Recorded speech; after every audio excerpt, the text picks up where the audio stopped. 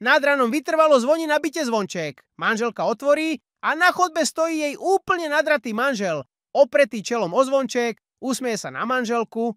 Manželka sa na neho tiež usmeje a vraví: ale Igorko, tí tvoji kamaráti sú ale huncúti. Veď ja viem, že ty nepiješ. To ťa oni len nejako opili, aby som ja bola na teba nahnevaná. Nie je to jasné. Ty ti to ale vyparatili, ale ja nie som taká hlupa. Poď pekne dnu, uložím ťa do postielky. Manželka vtiahne muža dnu, zavrie dvere, dá mu dole kabát, sako a vidí, že na golieri má stopy od ružu. Len sa usmeje a vraví: teda Igorko, tí tvoji kamaráti, to sú ale čísla. Čo ty len nevymyslia?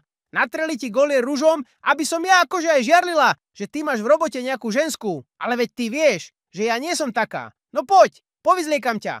Dá mu dole gate a keď mu stiahne košelu, vidí, že má celý chrbát doškriabaný. To sa už na chvíľku zarazí, ale usmeje sa a povie: tak to už trošičku naozaj tí tvoji kamaráti preháňajú, Igorko. Hodili ťa s holým chrbátikom do kríkov, aby to vyzeralo tak, že ťa doškriabala pri tom čichy. No veď vieš pričom, doškriabala nejaká ženská. Ale ja im nenaletím, ja viem, aký je môj Igorko dobrý. No poď, dáme dole aj slipy, žena si k nemu klakne, dá mu dole slipy a odrazu vidí, že má na vtáku stopy po rúži.